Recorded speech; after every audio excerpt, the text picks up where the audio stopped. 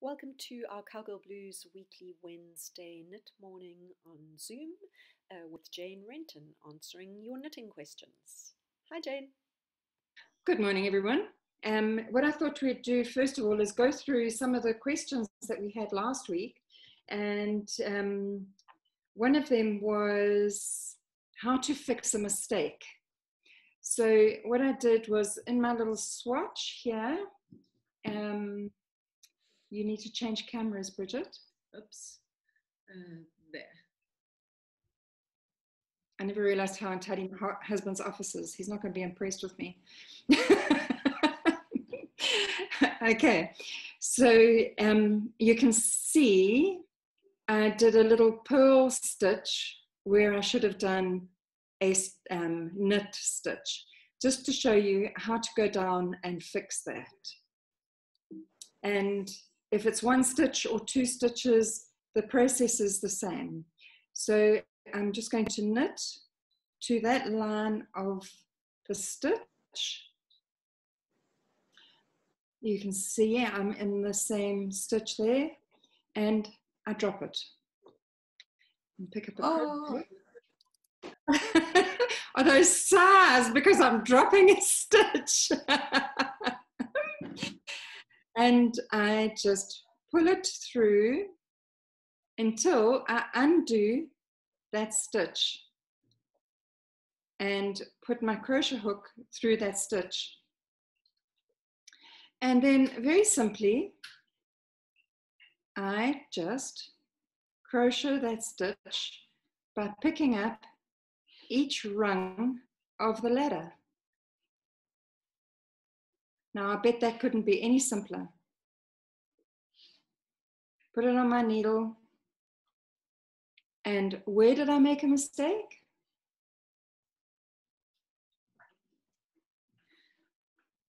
How easy is that? Sure. It looks very easy, Jane. Too easy. But it is. It is very easy. So that's all there is to it. So you undo the stitch, undo each of the ladders till you get to the stitch, insert your crochet hook, and then you crochet through each of the ladders until you got your stitch back on the needle. And so, yeah, so you always do that on the knitting side, because that's the easy way to pull through your, because if you do it on the other side, you have to pull it through the other way, kind of thing. Yes, then you just work from the back. Yeah. Okay. So yeah. It's easier to work from the front. Yeah. Yeah. Cool. That's how easy it is. If you discover a little while later that you've dropped a stitch and you need to go pick it up, it can be a little more difficult because you don't have the sort of looseness of the yarn in between the stitches. No, you don't. But yarn, well, wool tends to be elastic. Yeah. So if I had dropped a stitch down here, then I would insert my crochet hook, pick up my stitch, and then just keep going. And when I come to the end of the project and I finished it and I need to block it, so you can see it's a little tighter, but when I need to block it, then having washed it and blocked it, you end up not seeing it. So here you can see I'm picking up an extra stitch as if I had dropped a stitch. And I put it onto my needle. And there it is. Yeah. And that will settle when you are finishing the project so that you can't see the tightness of where you have to work it in. Yeah. Obviously, in this case, you've actually created an extra stitch. Yeah. So because I've created an extra stitch, I've got a hole. When you drop a stitch, you don't have that hole. Great. Okay. So then I can just go back and undo this.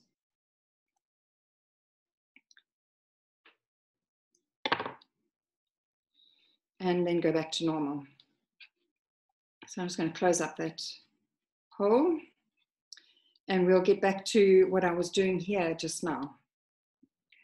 So then I had another question about how to join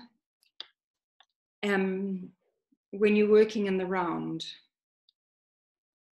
So I'm going to be making a cowl out of this lace, doing some color work. I did not expect it to get so knotty. Sorry, let me just wind up some of this yarn so that I can see what I'm doing. And with this, you need a stitch marker. And you need to make sure that all the stitches are straight on your needle. Because if you have any twists, when you come to do the work, you're going to end up knitting with a twist. So, and I did line this up earlier so that it'd be easy for me to start. There we are. So now what I need to do to start knitting is insert my stitch marker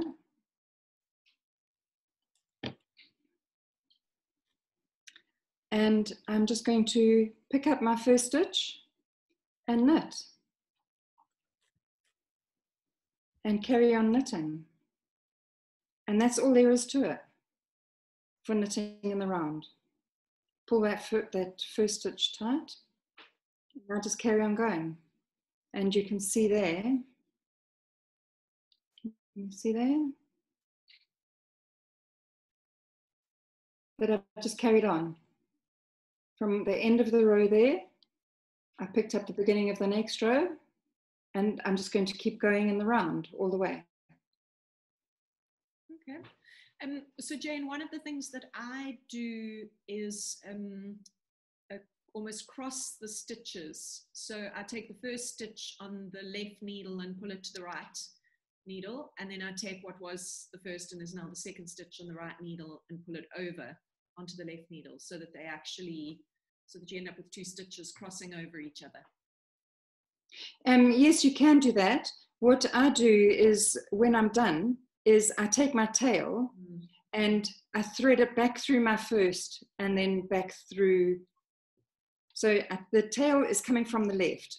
Yes. So when I'm done, I'll take that tail, thread it through my first stitch on the right, and then back through to the left. Okay. So essentially it does the same. And you only really need to worry about the very first stitch on the very first row. After that, it all comes right. Okay.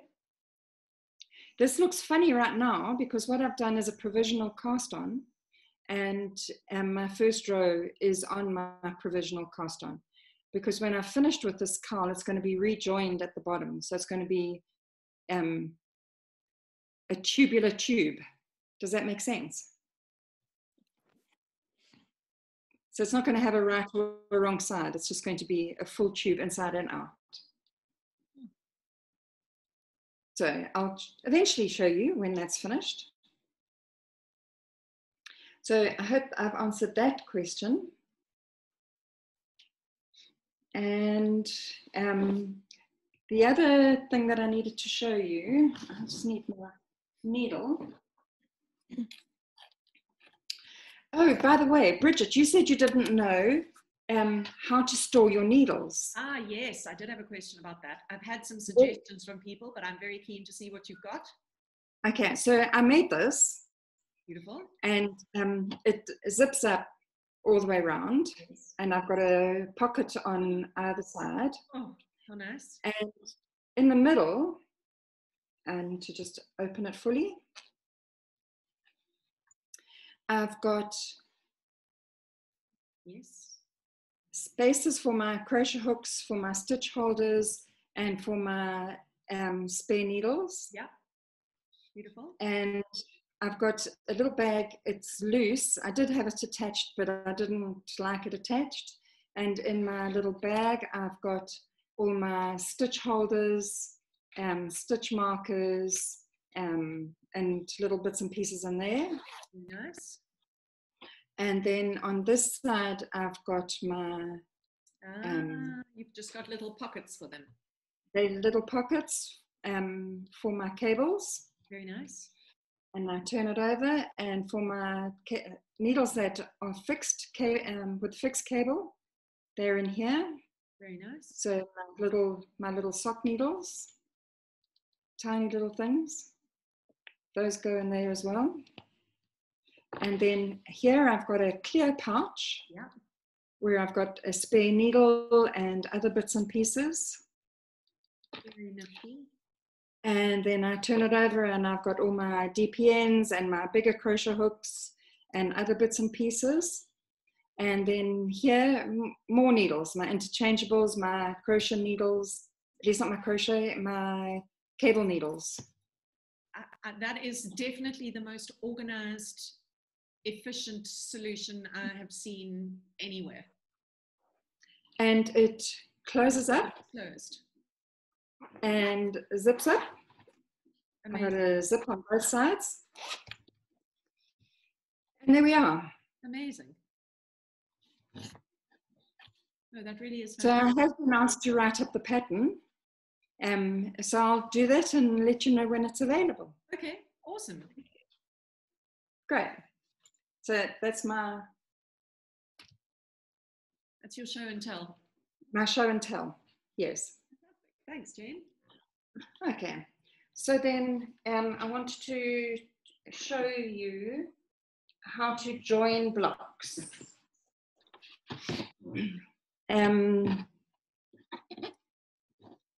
So if I'm going to take these two blocks and join them, I would take a piece of thread, and I need my scissors, which are here.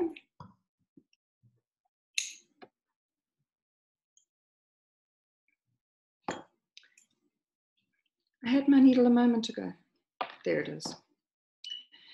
And when I explained before, I explained mattress stitch is actually Kitchener stitch. Mattress stitch is slightly different. So I made an error in terminology. So here, when I'm joining two sides, and this is one of the reasons why I like to have my slipped beginning stitch. It gives me a neat edge, and for every stitch, it's easy to find where the needle needs to go. And on both sides, and I can match it. So I'm just going to put my needle through as if I have already started, but I would then just line up my stitches. So I pick up, can you see there's 2 rows? Can you see that? You might need to hold that square closer to the camera, Jane, so that we can see. Okay. Can you see there's the 2? Yeah. Yeah. So I pick up those 2, and then I go to the other side and pick up the next 2.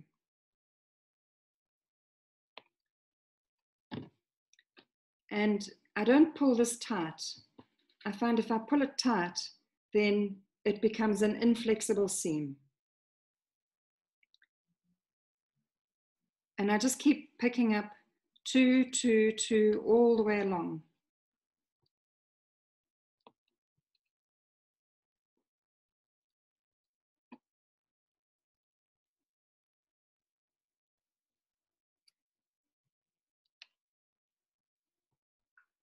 And when you end up washing it and blocking it, and one day I'll give you a demonstration on the washing and blocking, because I do that with everything I make is washed and blocked. And it makes such a difference to how the garment is finished off. And there are alternatives to how I do it, and I'll show you the different alternatives, but I won't show you that today. But what ends up happening is as you go along, you can tug this a bit tighter so that your lines end up all matching. Jane, can you hold that a little bit closer to the camera again so that we can see what the seam looks like? Okay.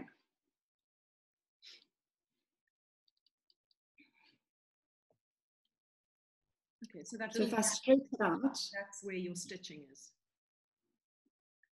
So if I stretch it out, you can see where the stitching is. Mm-hmm. And if I relax it back in place. And that little, what we can see almost as a little gap now will disappear. It closes up with the washing and the blocking, yes. Nice. And can we see what it looks like on the wrong side? What's the seam? A quarter thread. That's how it looks on the back. Quite neat on the wrong side. Yes. Great. Okay, I wasn't concentrating on what I was doing with my threads on the back, but I should have been. Right, so that's a really nice technique then. Yeah, and that is the mattress stitch, the Kitchener stitch, and it's called Kitchener stitch because I can't remember if it was the Anglo-Boer War or the First World War, when, I'm not sure when Kitchener was Google it while you're talking, Jane. Okay. The British women back at home were making socks for the soldiers because in the winter time their feet would get wet and cold and they would battle with frostbite and chilblains and all sorts. And if their socks weren't well made, they would also then end up with blisters. So he asked the women who were knitting socks to please find a way so that there was no seam over the toes of their socks, so that the socks were more comfortable and didn't create. Jane, we've just lost your sound. It went beep. It went beep and then disappeared. No, still can't hear you. You're not muted on my screen, but the sound's vanished. I can hear. We says, can hear her. Oh, okay. We can hear her fine. Okay, Yeah. perfect. I just got a message saying my internet is unstable. Okay. So Jane, it was during the First World War, apparently. Herbert, British Secretary of State for War, prompted the invention of a special graft for socks to prevent chafing. It came to be known as the Kitchener stitch. Yeah, so it's become known as the Kitchener stitch, which is fantastic. I think it's such a lovely story. So, and then I've got another. Can you move your work a bit up, Jane? Okay, you're changing. Thank you. Yeah. So now the Kitchener stitch, and this is the stitch you would do on socks, is to match. Actually, this isn't a good block to practice, to show you. I'll show you here. What you need to do is match your stitches. So can you see the stitches come to a V?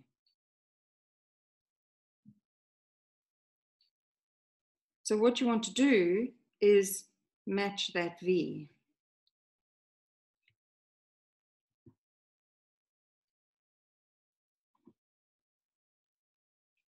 So that you're creating another stitch over the top. And this is what I've shown you before, and this is the Kitchener stitch, not the mattress, as I had said. I made an error in the name of the stitch. My apologies for that. So this one you would use either joining two ribs or joining two sets of stocking stitch, so you're effectively creating almost another row of the stocking stitch. Yes, so generally this is used on the toes of socks when you knit top down. I also do this over my shoulders on my garments. So can you see how it's creating a line of stitches? Yeah. It's very neat. And it's nice and flat. If I turn it over, then that's how it is at the back. It just joins the two pieces. Lovely. Really, really simple. So I think that answered all the questions from last week. Were there any others that I missed? Not that I can remember. I did write a little list somewhere.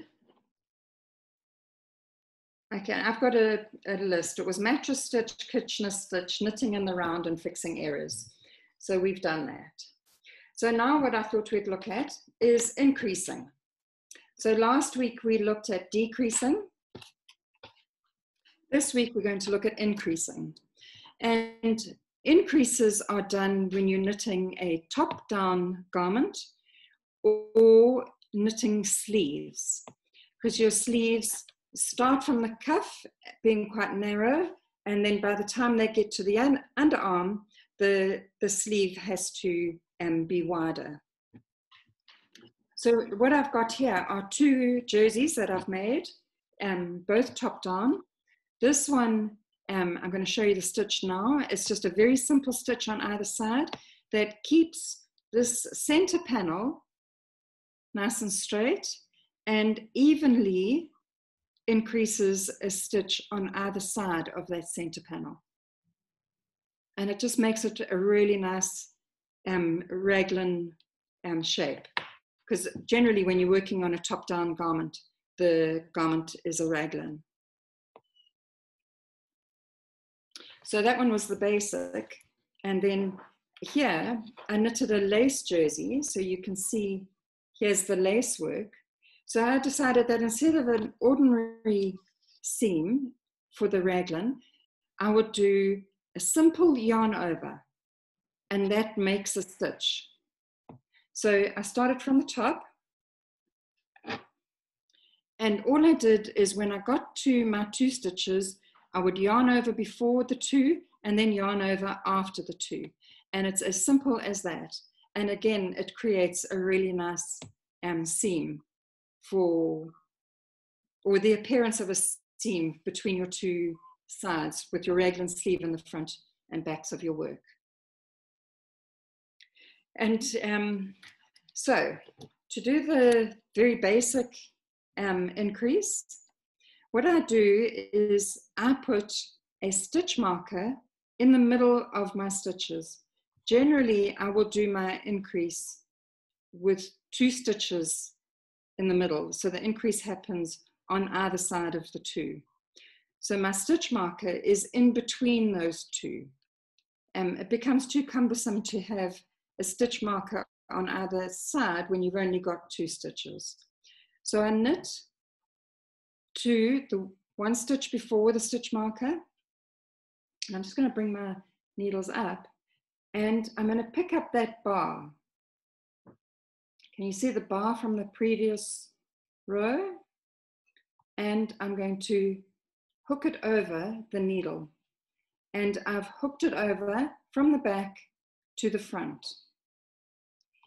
And if I were just to knit that stitch, I would end up with a hole, but I don't want a hole. So I go to the back of that stitch and I knit it. And I knit my next stitch, and that's how it looks. Move my stitch marker over and knit 1, and I have my 2 stitches in the middle. Again, I pick up my bar, and this time I take it from the front to the back, and I pick up the front of that loop and I knit it and carry on going. And that's how I do the increase on either side of that central piece. I would do the same if I'm doing a sleeve where I want the increase to be on the outside edges, but I would do it opposite. So I'm wanting this increase where I pick it up and put it from back to front on this side, and on this side from front to back. Because here you can see on this side, the stitches are lying that way.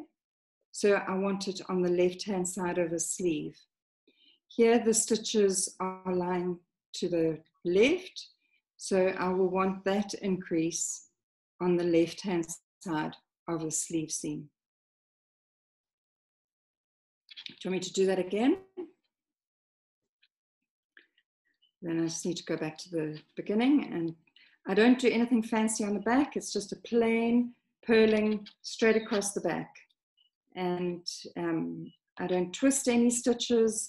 I knit into, at least I purl into the front of every stitch. When I get to my stitch marker, I think there was once a question about stitch markers and how to work with stitch markers. When I get to my stitch marker, all I do is pick it up over the needle and onto the next needle and carry on knitting.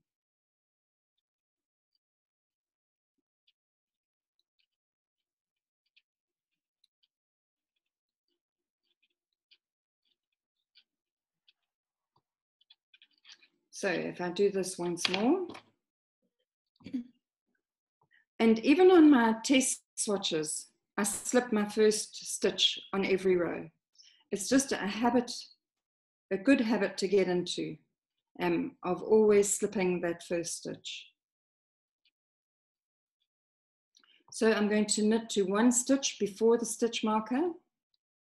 I'm going to pick up the bar and put it over my needle, sorry, from back to front, and knit into the back of that loop.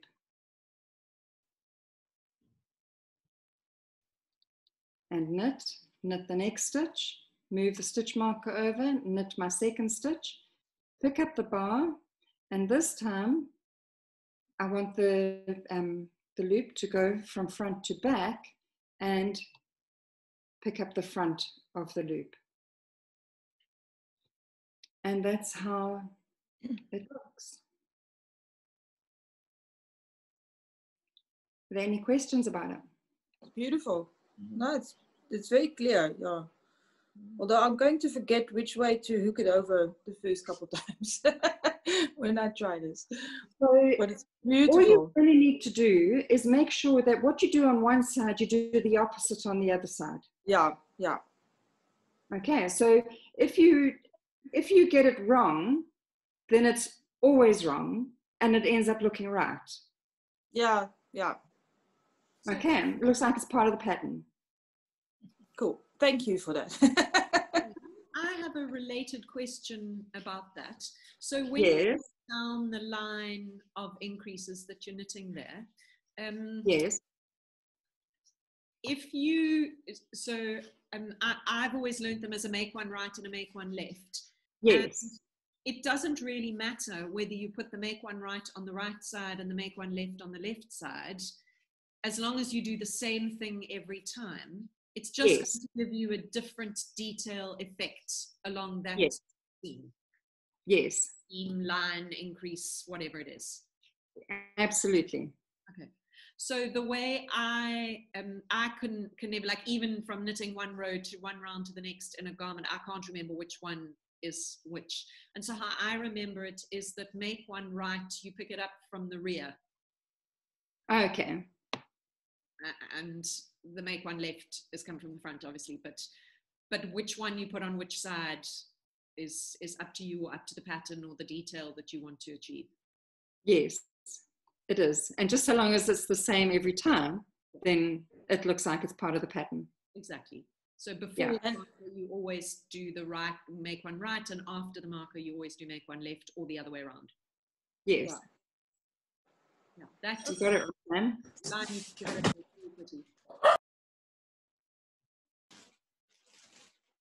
Okay. So that's the very basic one. The other very basic one was what I showed you here with the yarn over. Very, very simple. And I think it looks quite pretty when you're doing a lace jersey. But you can see here what I did was I did the lace until it started to disappear under the arm. And then I went to the make one right and make one left. So I didn't do it all the way to the bottom. And was there a fit reason for that? Or was it you were writing your own pattern there, presumably? Yes. Was it a functionality issue or a visual thing? A visual thing and also a stretch thing. So if I can hold this, can you see how stretchy that is? Yes. And I didn't want to have the same stretch here. Okay. I wanted it to be more fitted under the arm. I didn't want it to end up being bulky and turning almost into a batwing type sweater. Yeah. I wanted more structure here. Okay. So that's why I did that. Now there's many, many different ways of doing that increase. And some of them are really quite lovely. And I was playing with one here. So this is that 1-1 cable that I've shown you before with a yarn over. Beautiful. So if I bring it closer.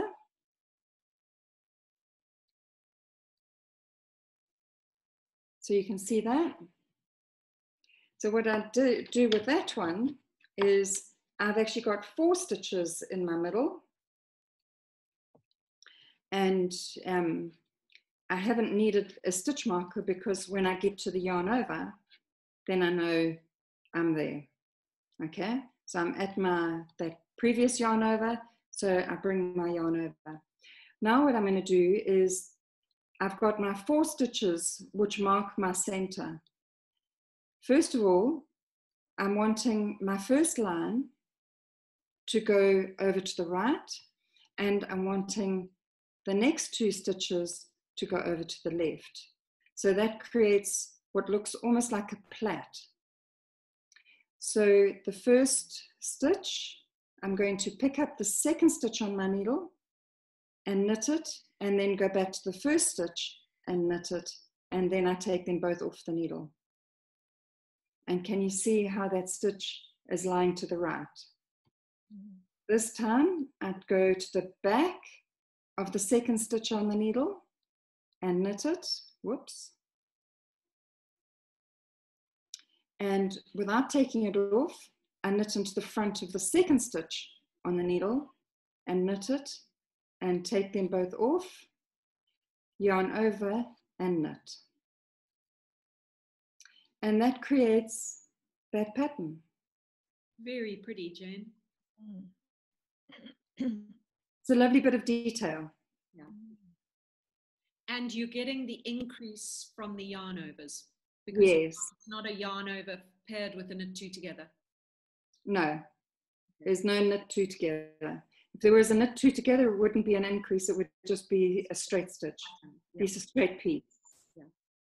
Beautiful. Okay. So I really like that. I think I'm going to incorporate it into a garment somewhere along the line. So that's that one. And then the other thing that we were going to look at is casting off. So I've been casting off this block, and I'm just doing a very simple basic cast off. And the basic cast off is you slip your first stitch and knit the next stitch, pick up the stitch at the back and take it over the front. And that's how you continue working. When I've got a rib, I cast off in pattern. So my next stitch is a purl stitch. So I'll purl, take my yarn back, pick up that back stitch, carry it over. Do I need to do that slowly again? So I knit, carry it over the top. My purl stitch, yarn forward, purl, yarn back, and take that next stitch over as before. As simple as that.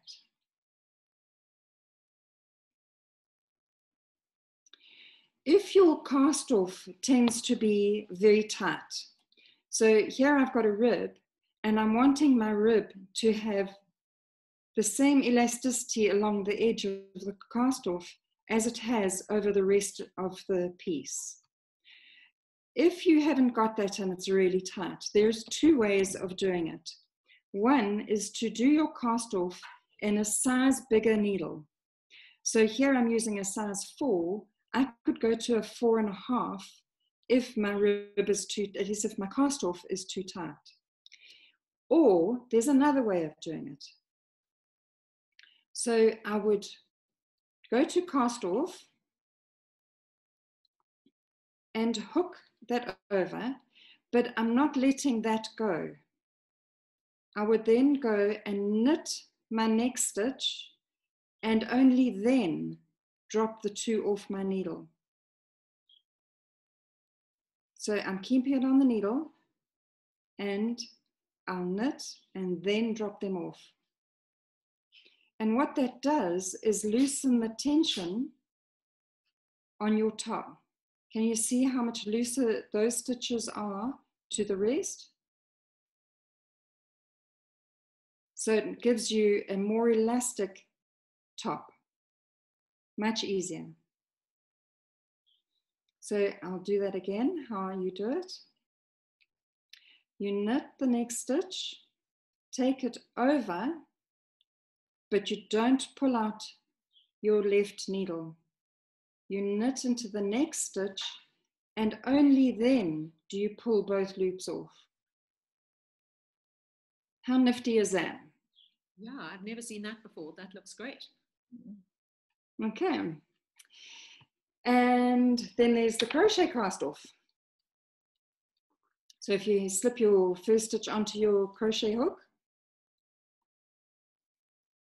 hold your work in your left hand, put the crochet hook through your first needle, pull the stitch out and through. Also, very, very simple stitch. And it's very simple, very similar to the basic cast off, which I've just been showing you. Again, this is really good for ribs if your cast off is too tight.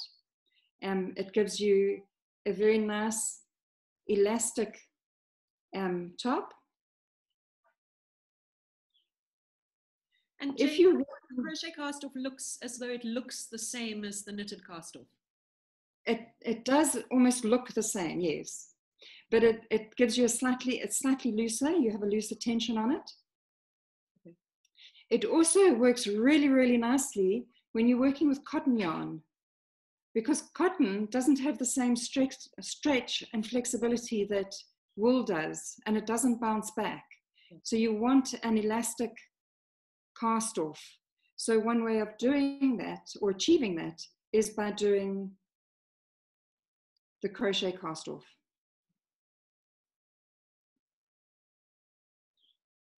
It also, the crochet cast off shows on the front.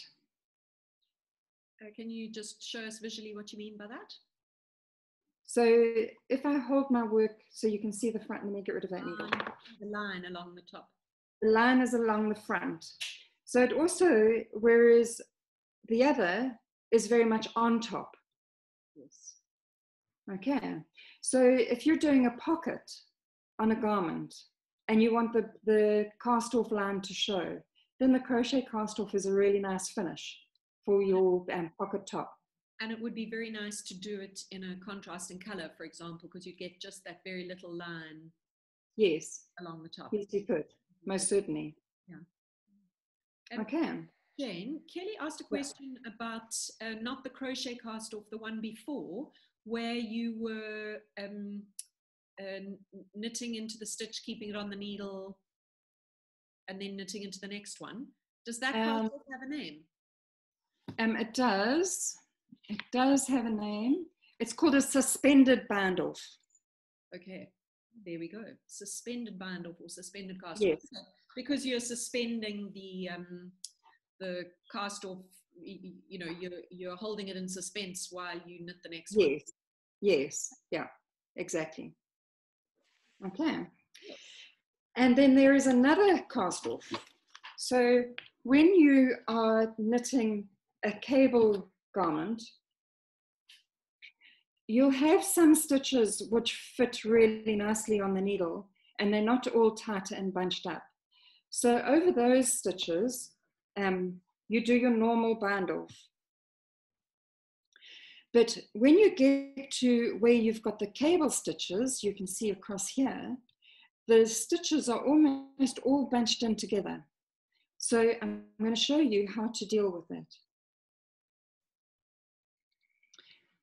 So I just need to get there, and I'm going to, and I mix my cast off across my work, because I don't want to do the cast off over the cable the same as the edge where it's not bunched, and I don't want to do the cast off that I'm going to do over the cable at this end, because then it's going to pull in the work too much. So where it sits nicely, I just do my normal bind off.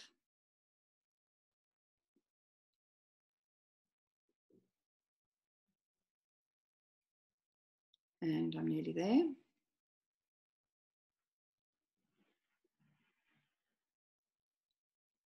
Okay, now you can see these stitches are quite bunched up next to one another.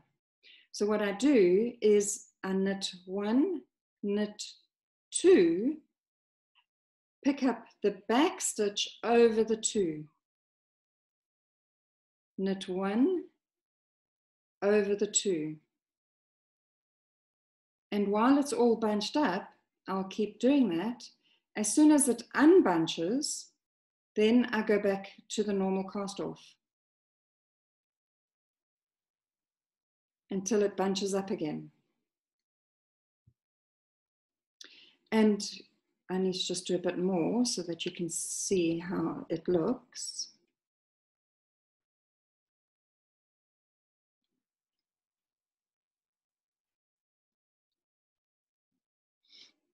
And can you see how it ends up lying flat? If I didn't do that, I would end up with a very wavy cast off. It would be almost as if there were too many stitches. So by casting off over, pulling your loop over two stitches instead of over one, you're almost kind of gathering those stitches together a little bit. Absolutely. Yeah, it looks very neat.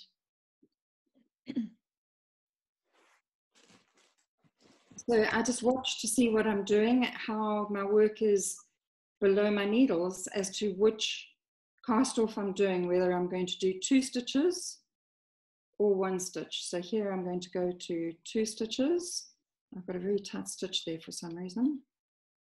And over two, knit one, over two, knit one. So it just pulls it all in quite nicely.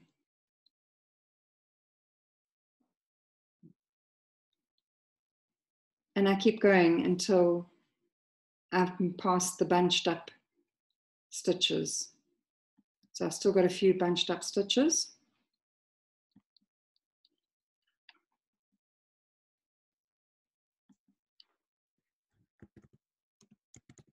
And one more. And then I'm back to normal. So then I'm back to 1, 1.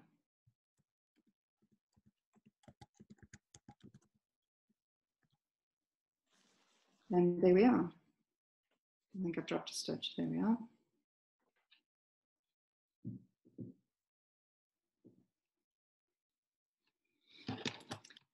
And there it lies nice and flat. Very nice. Any questions? Nice. Jane, which Yes. cast off would you use on that, on your cabled cowl? Because the it's only a 1-1 rib, your stitches still lie flat. I would use the basic cast off. Okay. Unless you want the cast off to show, then you could do a crochet cast off. Okay. I can't remember what I did on mine. I don't have it with me in my husband's office. But either one of those two would work quite nicely. Okay. Yeah. Are there any other questions? So Jane, I have a question about the ribbed cast off. Yes. I needed to do one on a project recently, and so I looked at it last week. And in the one that I looked at, when you purl the stitch, so you're going to knit the knit stitch and Yes. pull it over and then purl the purl stitch, The version that I looked at said keep the yarn in front. So you purl, you keep the yarn in front and take the stitch. Okay, so you can do that. But what I find is when I've got the yarn in front, it's not as easy to find your back stitch and loop it over. But it is making a slight difference to the effect or not? It makes no difference at all, because whether I do put the yarn at the back now or after, it doesn't make any difference. It's not placing the yarn anywhere different in the pattern, so it's just sensible to make it as easy as possible for yourself. Absolutely, absolutely. So if I bring it forward, and then you can see this thread gets in the way. Yes. So it's much easier to take it back. Yeah, and you're going to need it at the back anyway for your next knit stitch. Absolutely. Okay. And it makes no difference in how your cast off ends up looking. No. Great. There's a lot of light showing there. But that rib cast off, could you fold your square in half so that the two cast off edges are next to each other? Yes, that way, because then you can really see the difference between the rib cast off and the crochet. Yes. Yeah. Yes. You can see that little movement, the little sort of almost zigzagged edge that follows the rib. Yes. Yeah, it's very nice. Okay. Yeah. Are there any other questions? Anyone? Does anyone perhaps have any questions not related to cast off, or other knitting project questions that they want to ask Jane for some help with? Everyone's being shy today. Jane, I not now, because it's probably too involved to go into, but would you do something about gauge? If I'm following a pattern and I'm not getting the gauge, and if I change my needles and then I'm getting gauge, but the particular yarn I'm using makes too stiff a fabric, how do you go about? Do you then change the size of the item that you're doing? So if it's to do with my tension not being tight enough, because from what I understand, your tension is not tight enough if you're going down a needle size, your work is then too tight. So in the beginning, it's not tight enough. Sometimes the it's not as drapey as I would like, because I'm using a different yarn perhaps to what the jersey is designed in. That's why I say maybe not for now, because it's probably quite a convoluted. It is. There's a lot to do with gauge, which is why I always recommend doing a gauge swatch or tension square. What I can do is for next week, if you like, we can go through gauge, where I show you how to choose yarn, needles, to match the drape that you're wanting. It's a lesson all on its own. That would be lovely. Yes, yeah, that would be great. Thank you. Okay. Great idea, Jane. Because Kelly, I think also one of the challenges is we have a yarn that we want to knit with, we have a pattern we want to knit, and the two don't necessarily work together in the same way that the pattern was designed. And it's very, what you want to do in terms of definitely using that yarn for the pattern and achieving the gauge then almost means rewriting the entire pattern for that yarn, whereas actually the simple solution is just to pick a different yarn or a different pattern if you want to knit that yarn. Yes. Yeah. Jane, if I'm knitting a top-down jersey, is it normal when you're under the arm where you divide for the sleeves? Yeah. Is it normal to get sort of a few, what I would call holes or loose knitting, or Yeah, this jersey's quite old, so it is quite holy. I'm just trying to get to where I've done that. So you do get a hole. Yeah. Okay, hold on. So I must go back to Can't see if I'm showing you well enough. Here we go. Okay, let me move that over. There we are. So here's the underarm. So Yeah. this part is the sleeve, and this is the body of the jersey. Yeah. So what I do is, where's my needle again? I've lost my needle. I know I had it. I had it. It's in that very organized knitting case of yours. Ah, no, you can't. It's attached. Yeah, I've got it attached to, well, I had it attached to one of these threads that I was working with, but it's gone missing. So I know I have one in my knitting case. So excuse me a moment while I pick out a needle. And I'm just going to show you with a scrap yarn what you do.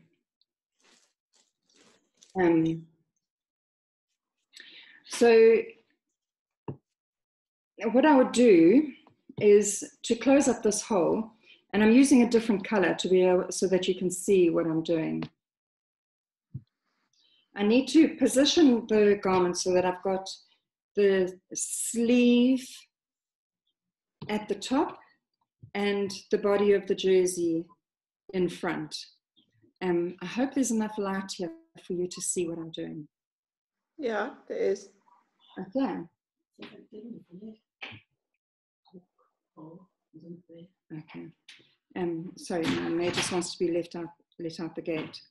So what I would do is I would start from the wrong side, but essentially what I want to do is follow a line of knitting. And I would do it on the wrong side so that my tail ends up on the wrong side. And I need to keep going on the line that is then going to close up my work.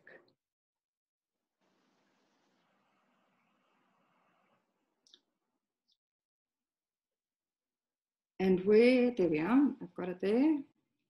And here you get a few places where you don't quite match up, but then you can do a few extra rows, if you like, of the knitting, at least the stitching.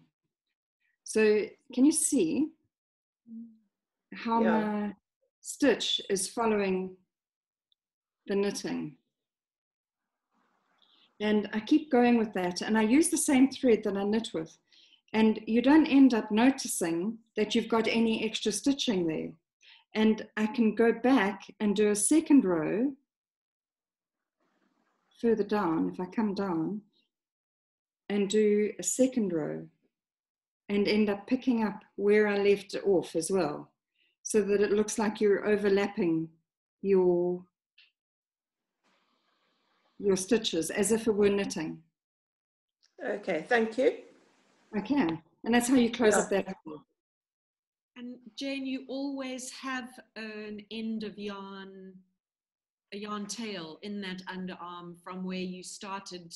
If you carried on with the body when you held the stitches for the sleeve, you've got to then join in a yarn to knit the sleeve. So you will always have a yarn tail that's in that little corner that you can use for doing this stitching. Yes, there is. Unless you're like me, where I weave in my ends as I go, and I then forget that I've woven in my end.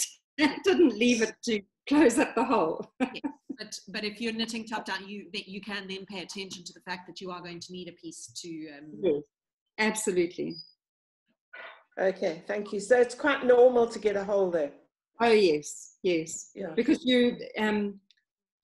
you're joining two areas. Which it's natural, quite natural. Okay, thank you. It's like the forces of gravity. There are three things pulling in three different directions, and they'll each pull their own way and create a little hole in the middle. Yes. Actually, it's four different directions. Yeah. So it's inevitable. Yeah. Yeah. You can see it because I've got the 1, 2, 3, 4 areas. Yeah. Nice trick. Okay. Yes, thank you. Pleasure.